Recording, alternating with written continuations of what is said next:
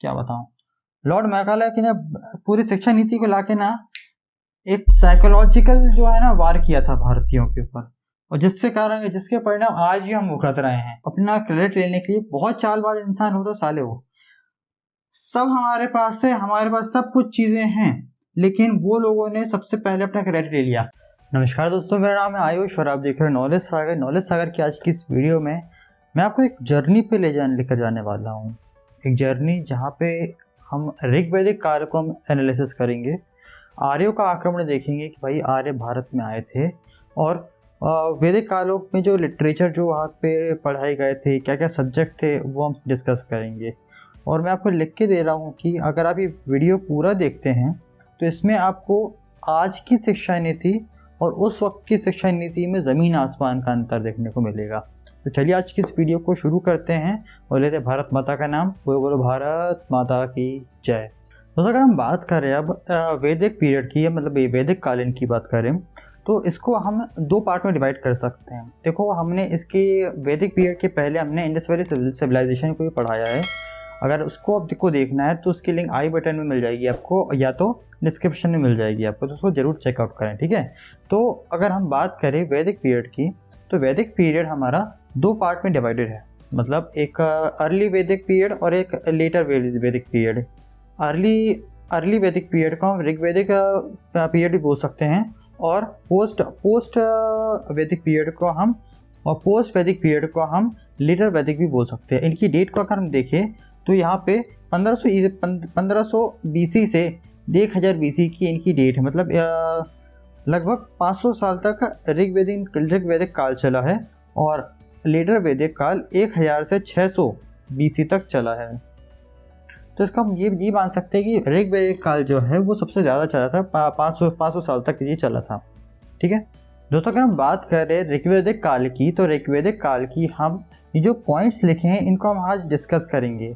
सबसे पहले हम बात करते हैं कि हमको कौन से सोर्सेस को पता चलता है कि भैया ऋग्वैदिक काल हुआ भी करता था या नहीं, या हम कोई थ्योरी बना के उसको पेश कर रहे हैं। या देखो भैया, जो ऋग्वैदिक काल है ना, उसका सीधे सीधे प्रमाण हमको उसी ऋग्वेद से मिलता है, जो कि हम आज की डेट में हम उसको अपना कल्चरल जो होली ग्रंथ जिनको मानते हैं ऋग्वेद को, वो हम उसी में से हमको ऋग्वेद के बारे में पूरी चीज़ पता चलती है। आगे बढ़ते हैं। इनका एरिया देखो भैया, ऐसा बोला जाता है कि इनका जो एरिया हुआ करता था वो सप्त सिंधु, 7 नदियों का समूह, ठीक है। इनमें से कुछ नदियों के नाम चेंज हो चुके हैं। इनमें से कुछ नदियों की बस एक ऐसी नदी जिसका नाम अभी तक चेंज नहीं हुआ है, बाकी ऑलमोस्ट सारी नदियों के नाम चेंज हो चुके हैं। वो नदियों को भी हम आगे चल के डिस्कस करेंगे, ठीक है। इनका मेन वर्क क्या हुआ करता था, देखो ऋग्वैदिक काल में सबसे ज़्यादा जो काम किए जाते थे ना, वो था कृषि प्रधान। मतलब वहाँ पे कृषि प्रधान बहुत ज़्यादा देश हुआ करता था।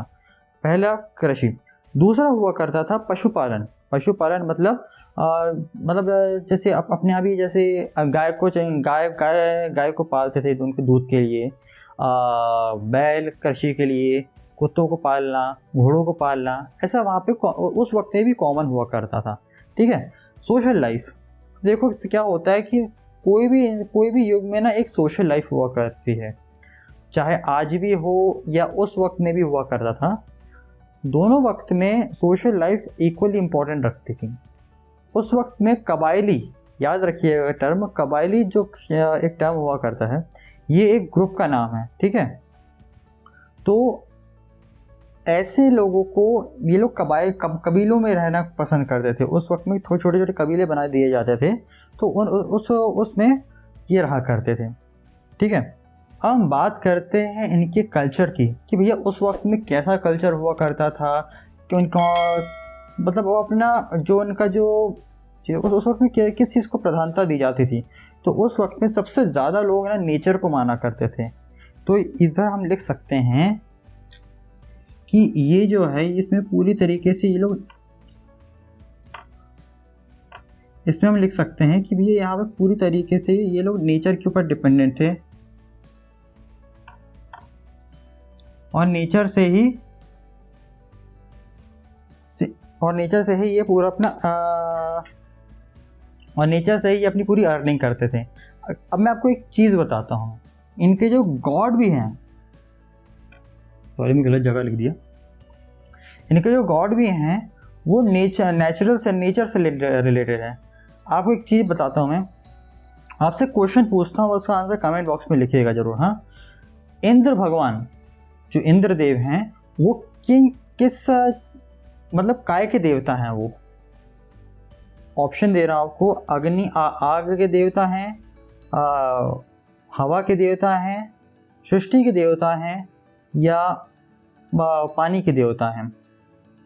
ठीक है, इसका आंसर आप मुझे कमेंट सेक्शन में बताइएगा। ठीक है, तो यहाँ पर इंद्र भगवान को बहुत ज़्यादा प्राथमिक, मतलब उनकी जो मेन गॉड थे वो इंद्र भगवान थे। ठीक है, बाकी के गॉड भी वो करते थे, जैसे कि उषा, अग्निदेव, अपने वायुदेव और अश्विनी। ठीक है, उनको बहुत माना जाता था। अब भैया पॉलिटिकल लाइफ का सीधा सीधा मतलब ये होता है कि वहाँ पर सबसे छोटी इकाई, जो सबसे छोटी यूनिट क्या हुआ करती थी, उसके हेड को क्या बोला जाता था, और सबसे बड़े लेवल में जो यूनिट हुआ करती थी उसको क्या बोला जाता था। आइए हम डिस्कस करते हैं उस सब चीज़ को। दोस्तों, अगर हम डिस्कस कर रहे हैं हम उनकी पॉलिटिकल लाइफ की, तो इनको हम 5 श्रेणी में डिवाइड कर सकते हैं, 5 कैटेगरी में डिवाइड कर सकते हैं। ठीक है, सबसे पहले आता है परिवार का मतलब जैसे हमारे एक फैमिली होती थी, उसको हम हिंदी में परिवार बोलते हैं, वैसे ऑब्वियस है आज भी हम इसको परिवार बोलते हैं, तो उस वक्त में उसको परिवार बोला जाता था। परिवार के हेड को बोला जाता था कुलब, KULAB, कुलब बोला जाता था। जब अच्छे सारे परिवार मिलके एक छोटा सा ग्राम को अंजाम देते थे। ग्राम जो कि एक गांव का पर्यायवाची शब्द है, ग्राम। ठीक है, इसका जो हेड हुआ करता था, इसके हेड को हम ग्रामीणी बोलते थे। ठीक है, अब ग्राम तो हो गया, अब अच्छे सारे ग्राम मिल गए, मतलब अच्छे सारे गांव मिल गए, तो भैया ये विष का निर्माण करते थे।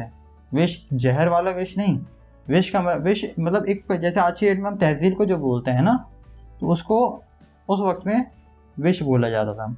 विष, अच्छे सारे फिर विष मिलकर जन का निर्माण करते थे। ठीक है, और अच्छे सारे जन मिलकर राष्ट्र का निर्माण करते थे। ठीक है, और ऑब्वियस ही बात है कि जहाँ पे राष्ट्र होगा तो उसका जो ऑल ओवर हेड जो होगा, तो ऑब्वियस ही बात है कि राजा ही हुआ होगा। ठीक है, इसमें सिर्फ हेड ही हुआ करते थे, इसमें इसके अंडर में काम करने वाले कोई ऑफिशियल्स या कोई कुछ नहीं हुआ करते थे। जो ये डिसीजन लेते थे इनको वही फॉलो करना पड़ता था। दोस्तों, अगर हम बात करें अब उस वक्त की ऋग्वेदिक काल में महिलाओं की क्या परिस्थिति हुआ करती थी, उनके पास उनको कुछ राइट्स मिला करते थे या फिर नहीं। हालांकि आज की डेट में इसकी ठीक अपोजिट इसकी सिचुएशन बन चुकी है कि महिलाओं के पास पूरे राइट्स हैं।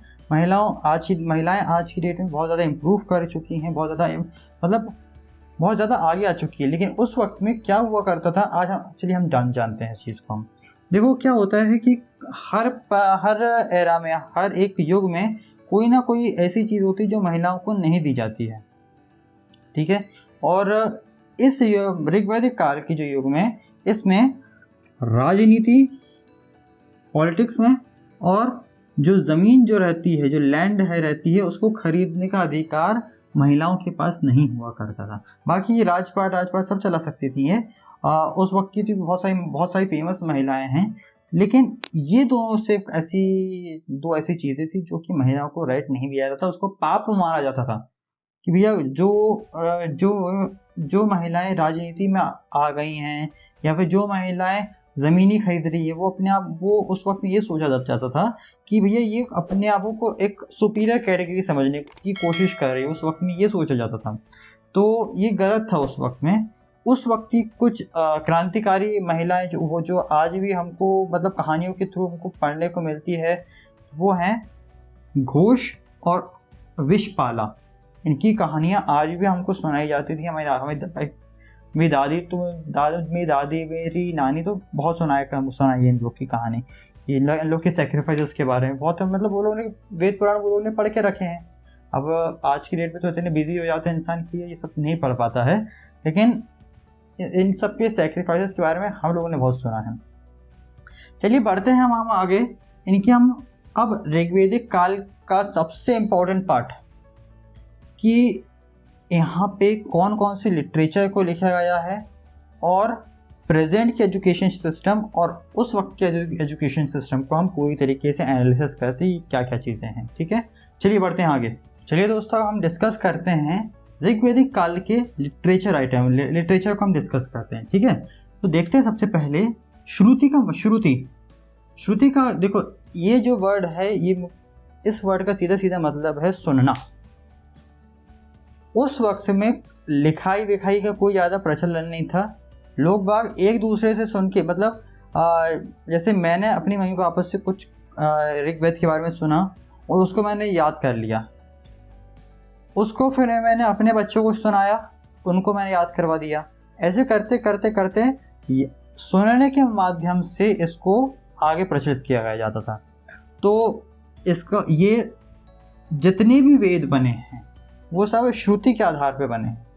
ठीक है, अब स्क्रिप्ट की बात आती है, जो लिखने वाली स्क्रिप्ट जो रहती है, ये ब्राह्मणी स्क्रिप्ट जो है दुनिया की सबसे पहली स्क्रिप्ट मानी जाती है। इसे मदर ऑफ ऑल स्क्रिप्ट भी बोला जाता है। ठीक है, अब हम बात करते हैं ऋग्वेद की। ऋग्वेद में जो ऋग्वेद भी जो लिखा गया है वो भी ब्राह्मणी लिपि में लिखी गई है। इस पे 1028 श्लोक हैं, मंत्र बोल सकते हो, श्लोक बोल सकते हो आप, जो कि 1028 हैं। ठीक है, अगर हम इसको थोड़ा और डिवाइड करें तो ऋग का मतलब होता है भगवान की स्तुति करना, भगवान को की प्रार्थना करना, भगवान को खुश करना।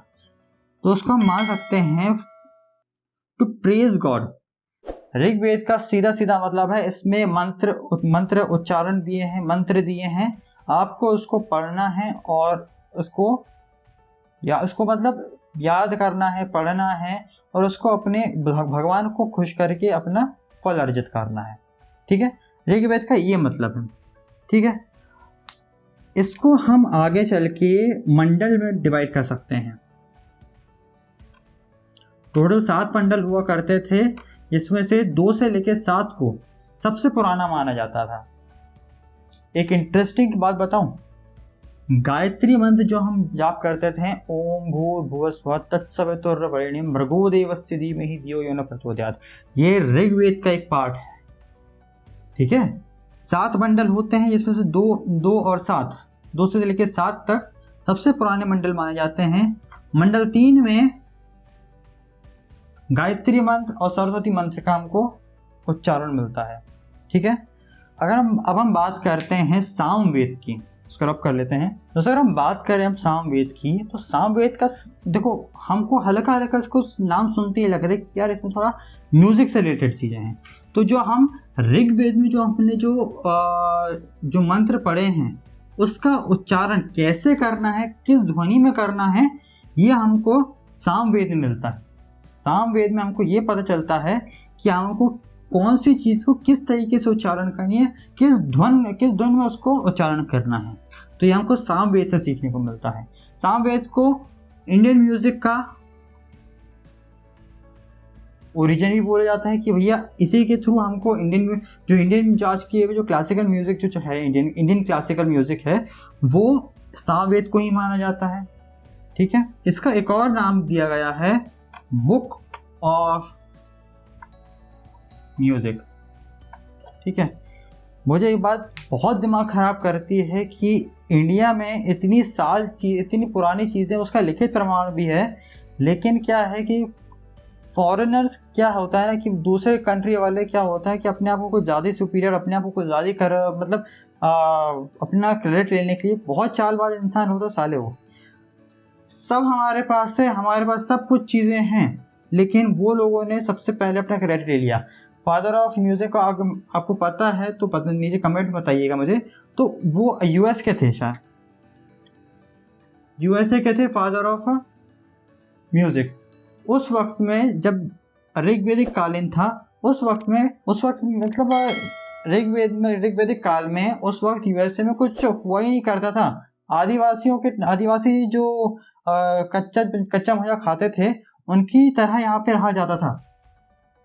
और वही बोलते हैं कि नहीं, हमने म्यूजिक को याद किया, कुछ भी। मतलब जो मतलब पेजेस से इसको आपने पेटेंट करा लिया तो वो आपका हो गया, वाह सही है यार। तो भैया बात करते हैं हम यजुर्वेद की, ठीक है। यजुर्वेद का मतलब हो, देखो यार अभी तक हमने क्या किया, अभी हमने 2 वेद सीखे हैं। एक में हमने मंत्र को याद किया है, दूसरे उसमें हमने क्या किया है कि भैया उस मंत्र को कैसे बोलना है वो हमने देखा है। अब भैया मंत्र कहाँ बोले जाते हैं, पूजा में या कोई सेरेमनी में, कोई चीज़ में बोले जाते हैं। तो अब वो सेरेमनी को कैसे करना है वो हम यजुर्वेद में पढ़ते हैं।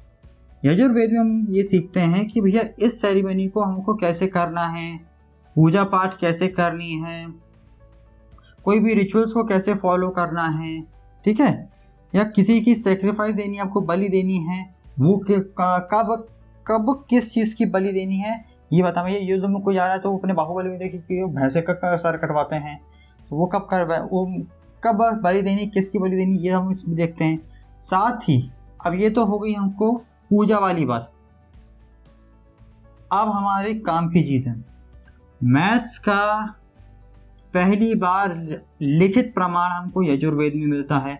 इसको हम बोलते हैं वैदिक गणित, तो जिसको बोलते हैं ना वैदिक मैथ्स, वो हमको यजुर्वेद से ही सिखाई जाती है, ठीक है। और मैथ्स हो गई, इसके अलावा हमको एक और चीज़ हमको सीखने को मिलती है, वो है एस्ट्रोनॉमी। एस्ट्रोनॉमी का भी हमको सबसे पहले यहीं पे मिलकर देखने को मिलता है। हालांकि एस्ट्रोनॉमी हमको बाकी जो दूसरे जो एरा है, जहाँ जो इंडियन जो ऋग्वैदिक एरा है, इससे पहले भी हमको बहुत सारे कंट्रीज को देखने को मिल जाती है, लेकिन यहाँ पे भी हमको एस्ट्रोनॉमी देखने को मिलती है कि ये कितने ग्रह होते हैं, 9 ग्रह होते हैं, 9 ग्रहों की क्या क्या स्थिति है, क्या क्या पोजीशन है, वो सब हमें इस चीज़ में सीखते हैं, ठीक है। अब भैया ये सब तो ठीक है, हम आगे चल के यजुर्वेद को भी हम 2 पार्ट में हम डिवाइड कर सकते हैं, श्याम यजुर्वेद और शुक्ल यजुर्वेद। ये ये यजुर्वेद को हम 2 अलग अलग पार्ट में हम डिवाइड कर सकते हैं, ठीक है।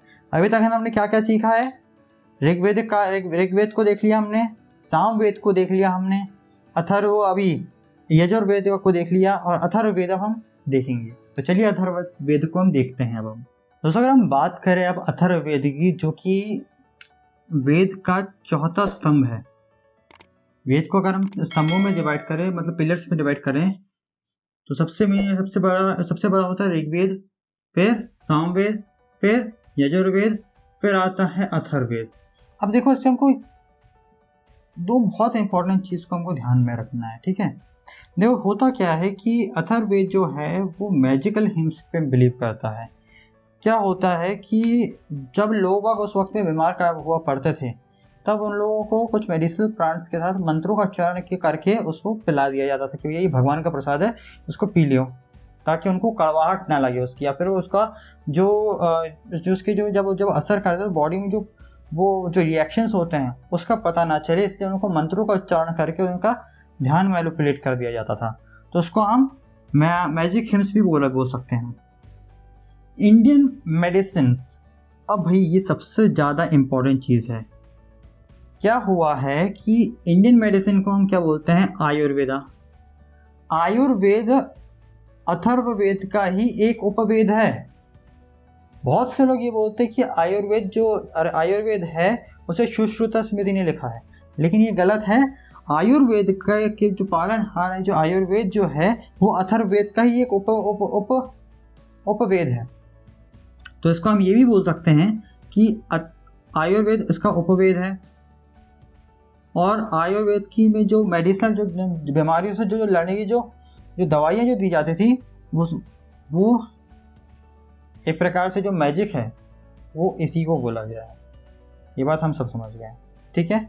हम बढ़ते हैं आगे, जो हमारे एक और है दोस्तों। अगर हम बात करें अब अगले लिटरेचर की, मतलब जो 4 वेद हो गए हैं वो उसको हम एक लिटरेचर माने और अगले लिटरेचर पर बढ़ें, तो ये अगला लिटरेचर आता है ब्रह्मणा लिटरेचर। ब्रह्मणा लिटरेचर में हमको ये सिखाया जाता है कि जो वेद हैं उनकी एक्सप्लेनेशन, की भैया वेद जो लिखे हैं वो वैसे हैं नहीं, आप इसको थोड़ा और एनालिसिस करें, उसको अलग लेवल पे थोड़ा ले जाइए, ठीक है। इस पे लेवल बढ़ा दिया जाता है और इस पर हमको दो और चीज़ों को देखने को मिलती है।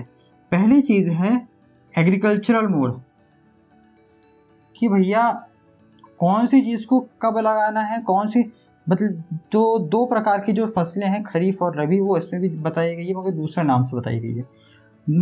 जो उस वक्त में जो लॉ हुआ करता था वो धर्म व्यवस्था के अकॉर्डिंग हुआ करता था। मतलब जो ब्राह्मण का जो काम है वो है क्या, ज्ञान देना, ज्ञान लेना। ब्राह्मण का जैसे उस वक्त में क्या काम हुआ करता था कि ब्राह्मण का जो काम करता था वो है ज्ञान देना और भिक्षा मांगना। क्षत्रिय का काम ये हुआ करता था कि भैया इन ब्राह्मणों की, जो ब्राह्मण हैं उनकी रक्षा करना। और वैश्य का काम होता था धंधा पानी करना, पैसा अर्जित करना। और शूद्र का काम होता था जो बेसिक वर्क जो होते हैं उनको परफॉर्म करना। अब हम बात करें इसके अगले लिटरेचर की, जो कि है अरंका। डोंट गेट कंफ्यूज कि अरंका क्या होता है, कुछ ज़्यादा कुछ टफ नहीं है ये लिटरेचरों को याद करना। इसको हमने बहुत इजीली एक्सप्लेन किया और जितना काम का है उतना ही हमने इसको एक्सप्लेन किया, तो ज़्यादा पचड़ वाली बात है नहीं। देखो क्या है अरंका का सीधे सीधा कर अगर हम मतलब निकालें तो ये है कि मिस्टिक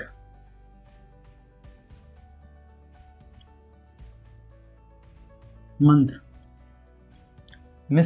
मतलब ऐसे मंत्र जो ऋग्वेद में है लेकिन उनको क्या है नॉर्मल मंत्रों की तरह रखा गया है, उसको छाट कर अरंका में लिख दिया गया है। ठीक है। दूसरा पॉइंट ये बोलता है कि भैया अरंका ये बोलते हैं, इस लिटरेचर में ये बोला गया है कि देखो वेद जो हैं, ऋग्वेद जो है वो क्या है कि वो बेस है कोई भी चीज़ का, मतलब जो वेद है उनका बेस है ये। तो जो अरंका ये बोलते हैं कि हम वेदों को जो पढ़ रहे हैं वो जो वेद है ना वो नॉर्मल है ही नहीं, वो जो लिखा है उसके बियॉन्ड है, वो उसके पीछे सोचो उसमें लिखा क्या है, समझ में आ रहा है ना। तो उसको ये मतलब जो लिखा है ना उसके अपार्ट में कुछ और ही है, उसको थोड़ा दिमाग लगा के अपना सोचो उसमें क्या लिखा है, तो ये आपकी थिंकिंग कैपेबिलिटी को और बढ़ाता है। अगला देखें तो ये फॉरेस्ट साइंस, जो हमारे फॉरेस्ट में जो जंगलों में कौन सी चीज़ों को हम यूज़ कर सकते हैं, कौन सी चीज़ों को हम यूज़ नहीं कर सकते हैं, ये सब चीज़ों को भी हमको लिखित प्रमाण अरंका में मिल जाता है। पता है इतना सब कुछ जानने के बाद पता है आपको यार होता क्या है कि जब आपके पास इतनी सारी चीज़ें हैं, मतलब आपके पास क्या कि पूरी चीज़ें हैं आपके पास, वेद हैं, पुराण हैं, वेद पुराण में इतनी सारी चीज़ें लिखी हैं। लोग बाग बोलते हैं कि वेद पुराणों में कुछ लिखा ही नहीं है, कुछ ज्ञान की बातें ही नहीं है। भैया उनका पीछे का समझो थोड़ा कि उनके बीच वो चाहते क्या है बोलना। आप ऋग्वेद में देखो उसमें पूरे मंत्र दिए हैं कि आप भगवान को कैसे खुश कर सकते हो। सामवेद में आपको गाने की टेक्निक बताई गई है, या यजुर्वेद में आपको मैथ्स की टेक्निक बताई है, एस्ट्रोनॉमी की टेक्निक बताई गई है, अथर्ववेद में आपको मेडिसिन से रिलेटेड चीज़ें बताई गई हैं, आयुर्वेद की चीज़ें बताई गई हैं। क्या ये सब चीज़ें हमारे आज की डेट में जो डेली साइंस है, जो डेली चीज़ें हैं, इनमें को काम नहीं आती क्या? हाँ, लेकिन क्या है कि अपने यहाँ वो ब्रिटिशर सालों ने ये किए हैं कि मैकाले मेरे वाली जो नीति है ना उसको अप्लाई करके, भगवान कसम इतनी जम से गाली छूटती है उन लोगों के लिए। इतनी शानदार शिक्षा नीति थी उस वक्त की, इतनी शानदार नीति थी कि अथर्ववेद जितने भी वेद थे उन सब में हर चीज़ मिलती थी। एस्ट्रोनॉमी से लेके आपको संस्कार, आपका जो कल्चर, हमारा जो कल्चर है उसको बढ़ावा मिलता था। उस वक्त में मैथ्स को इतनी ज़्यादा इम्पोर्टेंस दी जाती थी कि पूछो मत। इंडस वैली सिविलाइजेशन में भी मैंने आपको समझाया था कि वहाँ पे रूलर मिले हैं, उस वक्त में रूलर मिले हैं अपने को, ठीक है ना। तो ऑब्वियस सी बात है यहाँ पे इनको गणित का ज्ञान हो नहीं था और थोड़ा बहुत एडवांस ज्ञान था इनको, ऐसा वैसा नहीं है। लेकिन क्या बात है वो मैकाले मिनट का भगवान कसम उस वक्त में अगर रहता ना, क्या बताऊँ, लॉर्ड मैकाले की ने पूरी शिक्षा नीति को लाके ना एक साइकोलॉजिकल जो है ना वार किया था भारतीयों के ऊपर।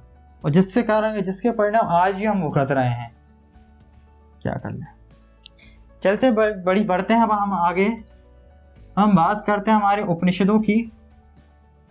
चलिए अगर हम बात करें हमारे उपनिषदों की, तो उपनिषदों को हम 108 उपनिषद होते हैं। अब सोचिए ये नंबर आपको मैक्सिमम टाइम, आप जब मंत्र को उच्चारण करते हैं कि 108 बार हमको शिव जी का जाप करना है, 108 बार हमको राम का जाप करना है, 108 बार हमको हनुमान चालीसा पढ़नी है। तो भैया ये 108 जो वर्ड है ना, वो इसी से आए हैं। ठीक है, 108 शब्द जो है वो इसी से आए हैं। उपनिषदों की संख्या को 108 माना गया है और 108 बार ही हम कोई भी जाप करते हैं। जो बड़ा जाप जो रहता है वो 108 बार ही किया जाता है उपनिषदों के लिए। उपनिषद का सीधा सीधा मतलब होता है कि आपको ज्ञान प्राप्ति के लिए जो रास्ता है वो दिखाता है ये। ठीक है, तो आज की इस वीडियो में हमने पूरे ऋग्वेदिक काल की एक ओवरव्यू दिया कि भैया आपको क्या चीज़ थी, महिलाओं की क्या कंडीशन थी, वहाँ के सोशल वर्क, ऑलमोस्ट हर एक चीज़ को हमने देखा है। हमने एक सराउंडिंग बना दी थी उस चीज़ की। आई नो आपको बहुत मज़ा आया है। अगर मज़ा आया हो तो लाइक कर दीजिएगा, कमेंट करके बताइए कि आज की आपको जर्नी कैसी लगी। ठीक है, और हमारे चैनल को ज़रूर सब्सक्राइब कर दीजिएगा। मिलता हूं आपको इसकी नेक्स्ट वीडियो में एक नेक्स्ट अंदाज के साथ। तब तक के लिए stay at home, stay safe, घर पर रहिए, सुरक्षित रहिए। जब भी कहीं जाए तो मास्क पहनिए, कोरोना का टाइम चल रहा है, डंडे पड़ेंगे नहीं तो पुलिस के द्वारा। ठीक है, तब तक के लिए नमस्कार, जय हिंद, वंदे मातरम।